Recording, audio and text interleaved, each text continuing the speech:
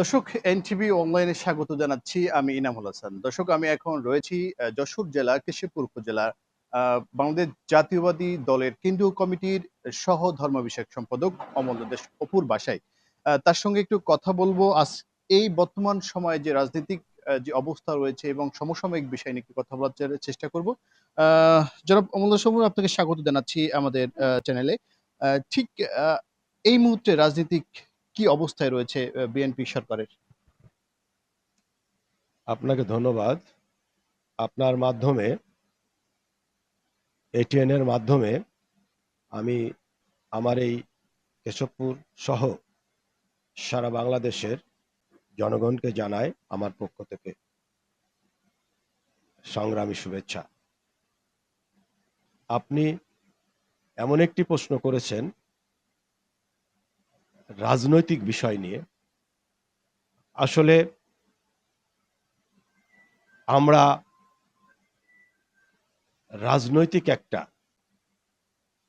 ধারাবাহিকতার মধ্যে আজকের এখানে এসেছি। আমাদের জীবনটাই চলমান রাজনীতি। যেমন আমি 1985 সালে ঢাকা বিশ্ববিদ্যালয়ে ভর্তি হওয়ার পর থেকে জাতীয়তাবাদী ছাত্র দলের রাজনীতি করেছি। ছাত্র রাজনীতির শেষে এসে আমি জাতীয়তাবাদী যুব দলের রাজনীতি করেছি। দীর্ঘ 19 বছর করেছি যুব দলের রাজনীতি।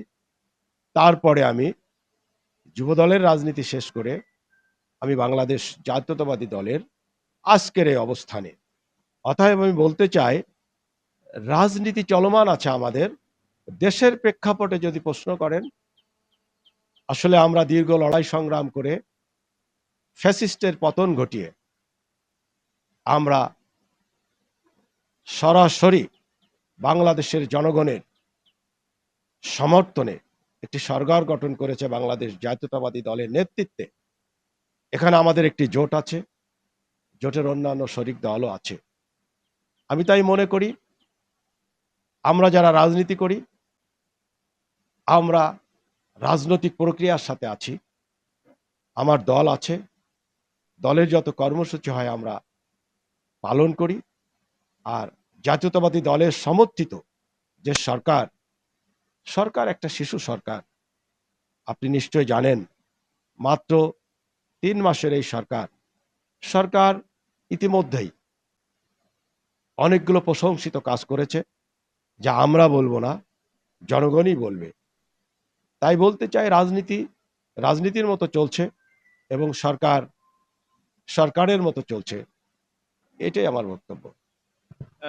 জনাব অমল দেশ বাবু, আমি আমি ছোটকাল থেকে দেখি যে আপনি বিএনপি রাজনীতির সাথে সম্পৃক্ত রয়েছেন এবং অনেক ত্যাগ স্বীকার করেছেন, অনেক মামলা খেয়েছেন, সব মিলিয়ে বলা যেতে পারে বিএনপি অনেক বছর পরে সরকার গঠন করলো। সেক্ষেত্রে আপনাদের মতো যারা ত্যাগী রয়েছেন, আপনাদের অবস্থানটা আসলে সরকার কোথায় রাখবে এমন কোনো প্রতিশ্রুতি আপনারা পাচ্ছেন কিনা? ঠিক আপনিও তো রাজনীতিক, এই যশোর ৬ কেশবপুর আসনে একজন ধানের শীষে মনোনয়ন প্রার্থী ছিলেন। সেটা দলের সিদ্ধান্ত অনুযায়ী আপনি সেটা প্রত্যাহারও করেছেন। সব মিলে দল আপনাদের আসলে কোথায়, আপনারা আপনাদেরকেও দেখতে চান বা দল আপনাদেরকে কিভাবে মূল্যায়ন করছে? ধন্যবাদ আপনাকে, একটা ভালো প্রশ্ন করেছেন। আসলে কেউ যদি আমাকে প্রশ্ন করে আপনি কি করেন, তাহলে প্রথমেই কিন্তু চলে আসে আমি রাজনীতি করি। পাশাপাশি পরক্ষণেই বলতে হয় যে আমার ব্যবসা আছে, ব্যবসা করি। তাই আমি মনে করি যে রাজনৈতিকভাবে আমার পরিচয়টা সর্বজন স্বীকৃত। রাজনীতি করেছি, ছাত্র রাজনীতি করেছি, যুব দলের রাজনীতি করেছি, এখন বিএনপির রাজনীতি করি। হ্যাঁ, আমাদের সবার একটা প্রত্যাশা থাকে, প্রাপ্তি হয়তো সেই প্রত্যাশা অনুযায়ী হয় না। তারপরেও আমাদেরকে অনেকেই অনেক প্রত্যাশা থাকে, আমারও সেই প্রত্যাশা ছিল, বারবার প্রত্যাশা করি। এ প্রসঙ্গে আমি একটি কথা না বললেই নয়। আমি কিন্তু জাতীয়তাবাদী যুব দলের কেন্দ্র কমিটির যখন আজকের যে পদটি আমার আছে, এই পদটি যখন ছিল 2007 সালে জন্য মাঠে ছিলাম, সেদিন আর নির্বাচন হয় নাই। সেদিনের সেই কুশীলবরা, অন ইলেভেনের সৃষ্টি করেছিল। আমরা তখন দিকবিদিক হয়ে আমাদের নেতা, আজকের যিনি নেতা, আজকে আমাদের চেয়ারম্যান, বিএনপির যিনি চেয়ারম্যান, আজকের প্রধানমন্ত্রী, ওনাকে জীবন মৃত্যুর সন্ধিক্ষণে নিয়ে নিশ্চিত মৃত্যুর মুখে পতিত করেছিল। যাই হোক, আমি সে প্রসঙ্গে বলবো না। তখন আমি সেই নির্বাচন আর করতে পারি নাই। তারপরে দীর্ঘ আন্দোলন সংগ্রাম, আমি এই কেশবপুরের মাটিকে, নিজের জন্মস্থানকে আমি আন্দোলন সংগ্রাম, মানুষের সুখে দুঃখে থাকার চেষ্টা করেছি। আমি দীর্ঘদিন ছিলাম। যখন কোভিড মহামারী হয়েছিল, তখন আমার নেতা, বিএনপির ভারপ্রাপ্ত চেয়ারম্যান জনাব তারেক রহমান আমাকে একটি চিঠি দিয়েছিলেন মানুষের পাশে থাকার জন্য। সেদিন আমি আমার সাধ্য মতো মানুষের পাশে ছিলাম, মানুষকে সহযোগিতা করেছিলাম। তারপর যখন 14 সালের নির্বাচন আমরা বয়কট করেছিলাম, সেখানে আমরা তো নির্বাচন করি নাই। তারপরে 2018 সালে যখন দল মনোনয়ন যুদ্ধে অবতীর্ণ হলো, আমি সেই ধারাবাহিকতায় কেশবপুরের একজন প্রার্থী ছিলাম। দল আমাকে প্রাথমিক মনোনয়নও দিয়েছিল। আমি ধানের শীষের প্রতীক নিয়ে সেদিন ফ্যাসিস্টের বিরুদ্ধে এই কেশবপুরের মাঠে ময়দানে আমি নির্বাচনী প্রচার করে বেরিয়েছি। পরবর্তীতে দল একজনকে মনোনয়ন দেয়, আমাকে মনোনয়ন দেয়নি। আমি দল করি, দলের সিদ্ধান্তের বাইরে যাওয়ার কোনো সুযোগ নাই। সেদিনও নির্বাচন করতে পারি নাই। তারপর যখন আমার এই আসনের আওয়ামী লীগের প্রার্থী ইসমাত আরা সাদেক যখন মারা গেলেন, একটি উপনির্বাচন হয়েছিল, সেখানেও আমি প্রার্থী ছিলাম।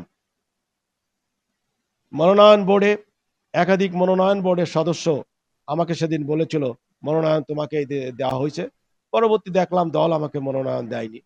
আমি সে মনোনয়ন না পাওয়াতে আমি মনক্ষুণ্ণ ছিলাম না, দলের সিদ্ধান্তই চূড়ান্ত।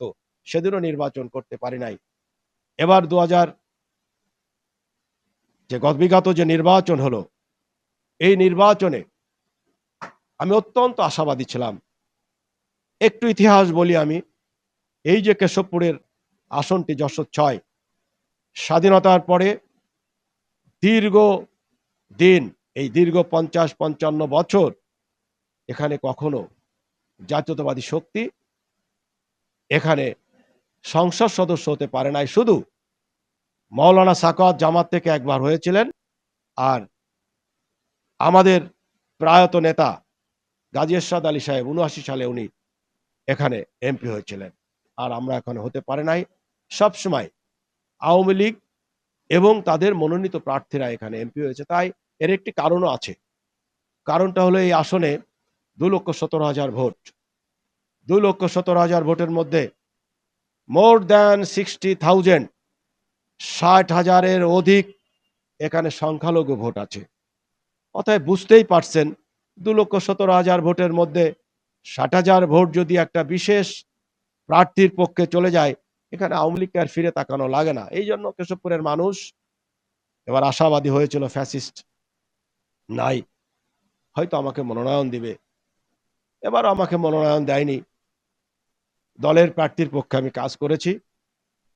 কেশবপুরের মানুষ, আপনি যেখানে যান বলবে যে আমি যে কাজ করেছি প্রার্থীর পক্ষে প্রশংসনীয়। আমি ভেবেছি দল মনোনয়ন দিচ্ছে, দল ক্ষমতায় গেলে আমাদের অস্তিত্ব টিকবে, আমরা সবাই ভালো থাকবো, তাই আমি করেছি। এই ধারাবাহিকতায় এই আসনের কথা বলতে হয়। এই আসন আমাদের প্রার্থী এবারও পাশ করতে পারে নাই। আমরা এবারও পরাজয় বরণ করেছি। আমি পরিশেষে বলতে চাই যে একটু আবেগঘন কথা আমার এসে যায়। আমি নিজেকে ম্যারাডোনা ভাবি। আমি কিন্তু আমার নিজের আত্মবিশ্বাস আছে। আমি যখন মাঠে খেলি, চারিদিক দিয়ে করতালি পাই, অসংখ্য মানুষের ভালোবাসা পাই, চারিদিকে মানুষের মুখে মুখে হয় আমাকে মনোনয়ন দিলে এখানে এমপি পদটি এখানে ফিরে পাবে। কিন্তু ম্যারাডোনা হয়ে কোনো লাভ আমার হয় না। কেউ হয়তো মাথা দিয়ে, কেউ হয়তো হাত দিয়ে, কেউ হয়তো কোনো কৌশল করে একটি গোল দেয়, সে গোলের কাছে আমার নামটা হারিয়ে যায়। তা আমি বলতে চাই, পরিশেষে দল মনোনয়ন এখানে দিয়েছিল, আমরা এবারও প্রার্থী বিজয় করতে পারি নাই। এটা আমাদেরই ব্যর্থতা। এই ব্যর্থতার মধ্যে আমারও দায়ভার নিতে হবে যে আমরা চেষ্টা করেও পারি নাই।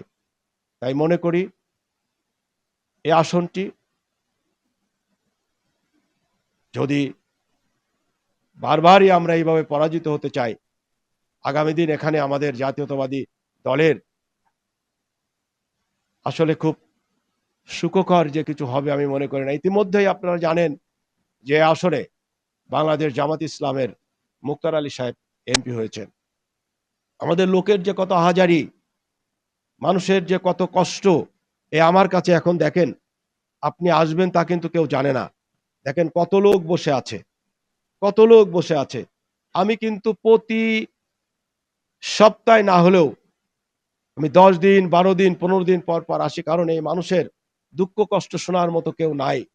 আমি কিছু করতে হয়তো তাদের পারি না, আমি হয়তো বড় জোর ইউনোকে একটা ফোন করে বলি যে এই বিষয়টা একটু দেখেন, আমি হয়তো ওসিকে একটু ফোন করে বলি বিষয়টি দেখেন, তবু মানুষ কিছুটা আশ্বস্ত হয়। কালকে জানেন, কাল রাত 1টার সময় আমার এখানে লোক আসছে গৌরীগঞ্জা ইউনিয়ন থেকে, এখান থেকে 10 কিলোমিটার দূরে, রাত 1টার সময় আসছে, তার জমি দখল করছে। আমাদের বন্ধু একটা সংগঠনের কথা বলল, আমি তাদের যেটুক পারছি আমি প্রশাসনকে বলছি বিষয়টা একটু দেখেন, কারণ এরা যদি আপনাদের সহযোগিতা না পায় এরা কোথায় যাবে। তা আমি মনে করি জাতীয়তাবাদী শক্তিকে এই আসনে আমরা যদি টিকিয়ে রাখতে চাই, আমাদের মানুষের পাশাপাশি আসতে হবে, মানুষের সাথে থাকতে হবে। এটুকুই আমার আজকের বক্তব্য, সবার কাছে আমার এটুক প্রত্যাশা। সব মিলে কেশবপুরের যে এখন যে রাজনৈতিক যে অবস্থা, আপনাদের বিএনপির যে রাজনৈতিক মতবিরোধ রয়েছে আপনার দলের মধ্যে, সেইখান থেকে আপনার মেসেজটা কি থাকবে? এবং আপনাদের যারা সমর্থন কর্মী রয়েছেন তারাও এই বিএনপি সরকার ক্ষমতায় আছে, তারাও চেষ্টা করে যে একটু যাতে সাপোর্ট পায় বা একটু তারা স্বাচ্ছন্দ্যে থাকতে পারে। সেটাও কিন্তু আমরা দেখছি যে এই উপজেলাটা একটু ব্যতিক্রম। সেক্ষেত্রে আপনার কি মেসেজ থাকবে তাদের জন্য? বা আপনারা যারা নেতৃত্বে আছেন তাদেরকে কি মেসেজ থাকবে আপনার জন্য? আমার মেসেজ থাকবে যে আমাদের নেতা, দলের চেয়ারম্যান জনাব তারেক রহমান, উনি যে 31 দফা আমাদের মাঝে দিয়েছেন, সেই 31 দফার ভিত্তিতে আমাদের সবাইকে চলা, মানুষের কাছে যাওয়া, আর যে কোনো অপশক্তির বিরুদ্ধে, যে কোনো জুলুমবাজ, অনৈতিকতা, চাঁদাবাজ, সে আমার দলেরও যদি হয়, তাদের বিরুদ্ধে আমাদের সকলকে একত্রিত হয়ে তারেক রহমানের নির্দেশ মতো মানুষের কাছাকাছি যাওয়া। ইতিমধ্যে আমরা যে কিষাণ প্রয়াত মা, ওনার যে স্বপ্ন ছিল,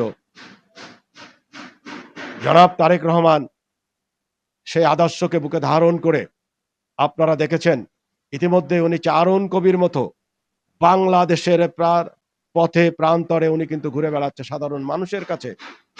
উনি কিন্তু কথা বলছেন, মানুষের নার্ভ বোঝার চেষ্টা করছেন। আমরা মনে করি উনাকে ফলো করে উনি যেটা করতে চাচ্ছেন সেটাকে আমরা যদি বাস্তবায়ন করতে পারি, দেশ হবে সমৃদ্ধের বাংলাদেশ, আগামীর বাংলাদেশ হবে জাতীয়তাবাদী শক্তির বাংলাদেশ। আর আমি বলতে চাই, আমাকে কিছু প্রশ্ন করেছেন আপনারা যে আপনি আশা করছেন কিনা, কোথাও বসতে চাচ্ছেন কিনা, বসার কথাটা আসে। আজকে সেক্টরের চেয়ারম্যান হচ্ছে, কালকে প্রশাসক হচ্ছে। শোনেন, দল যদি ক্ষমতায় থাকে এই সেক্টর মেক্টরের কোনো অভাব নাই। আর আমরা যদি কাজ করতে পারি এই দল বারবার ক্ষমতায় আসবে। আমি যেহেতু, আমাকে অনেকেই বলেছে যে কোথায় বসতেছেন আপনি, কোথায় কি করতে, মানুষের প্রত্যাশা এরকমই। আমি কোথাও বসতে চাই না। আমি রাজনীতি করি, দীর্ঘ 42 বছর রাজনীতি করছি, রাজনীতির মধ্যে থাকতে চাই। আশা করি দলের সিনিয়র নেতৃবৃন্দ এবং আমাদের চেয়ারম্যান উনি আমাকে সঠিক মূল্যায়ন করবেন। আমি আশা করি আমাদের সবার আগে যে বাংলাদেশ, এই স্লোগান নিয়ে এগিয়ে যেতে হবে। ঠিক কেশবপুরীর একজন জনপ্রিয় একজন নেতা ছিলেন আবু বক্কর আবু। তার নির্বাচন করতে যেয়ে তিনি গুম হয়ে আহ, হত্যা করা হয় তাকে। সেই বিচারটা এখনো তার পরিবার এখনো পর্যন্ত পায়নি এবং এই বিচারের প্রক্রিয়া এখন তো আপনাদের দল সরকার গঠন করেছে। সেক্ষেত্রে এতদিন তো একভাবে ছিল। আর এখন কোন পর্যায়ে আছে বা এই বিচারটা আদৌ কি তার পরিবার পাবে কিনা বা আপনারাও পাবেন কিনা? একটা গুরুত্বপূর্ণ একটা প্রশ্ন করেছেন। আসলে আমাদের প্রয়াত নেতা আবু বক্কর আবু, আমি তার হাতে ধরেই কেশবপুরে রাজনীতি করেছি। আজন্ম লোকটি দলের জন্য কাজ করেছে, অত্যন্ত জনপ্রিয় একজন নেতা ছিলেন। জীবনে উনি কিন্তু সংসদ ধর্ম করে নাই, উনি বিয়ে করে নাই, এই দলের জন্য জীবনটাকে উৎসর্গ করে দিয়েছে। তার এই মৃত্যু, এই যে আপনি বলছেন না আমি আবেগ ঘন হয়ে যাই, তার এই মৃত্যু কেন এখনো কুল কিনারা হয় না? তার একটা ভাইপো আছে, আমাদের বিএনপির সাংগঠনিক সম্পাদক হুমায়ুন কবির সুমন, গত 3-4 দিন আগে আমাকে ফোন করেছিল। আমি তার সাথে কথা বললাম, আমি একটা খোঁজ খবর নিলাম যে মামলাটা কোথায় আছে। সে বলল, দাদা পিবিআই আছে মনে হয় একটা সংস্থা পুলিশের, পিবিআই তদন্ত করে দেখছে যে কোনো কিছু নাকি তারা পায় না। তা এটা বিশেষ করে মনে হয় কেরানীগঞ্জ থানায় কোথায় মামলাটার আয়ু, মনে হয় ওখানে। আমাকে বলল দাদা, ওরা উল্টা আমাকে ধমক দেয়, যেটা তদন্ত তো হয়েছে, আবার আপনি এটা কেন করেন? আমি চাইবো আপনাদের মাধ্যমে প্রশাসনের কাছে আবু বক্কর আবুর খুনি কারা তাদেরকে খুঁজে বের করতে হবে। দল এখন আমার ক্ষমতায়, যে প্রক্রিয়ায় সঠিক স্বচ্ছতার মধ্য দিয়ে এ খুনিদের খুঁজে বের করতে হবে, এটাই আমি আজকের এই মিডিয়ার মাধ্যমে আমি প্রশাসনের উদ্দেশ্যে বলতে চাই। এটা আমার বার্তা। দর্শক, এতক্ষণ কথা বলছিলাম বিএনপি, বাংলাদেশ জাতীয়বাদী দল বিএনপির কেন্দ্রীয় কমিটির সহ ধর্ম বিষয়ক সম্পাদক অপু দাসের সঙ্গে কথা বলছিলাম। তিনি বলছিলেন যে বর্তমান কেশবপুরের যে রাজনীতি সহ সারা বাংলাদেশে যে রাজনৈতিক প্রেক্ষাপট এবং তার রাজনৈতিক স্বপ্নগুলো নিয়ে কথা বলছিলাম। এবং কেশবপুরের সব থেকে জনপ্রিয় একজন নেতা রয়েছেন আবু বকর আবু, হত্যার বিচার দাবিও তিনি করলেন এবং সেই দলের কাছেই তিনি বিচার চাইলেন যে দ্রুত যেভাবে করা সম্ভব সেটা যেন তার হত্যার বিচারটা হয়, তেমনটাই তিনি প্রত্যাশা করলেন। এই ছিল তার কাছ থেকে সর্বশেষ আজকের তথ্য। এনামুল হাসান, এনটিভি, মনিরামপুর, কেশবপুর।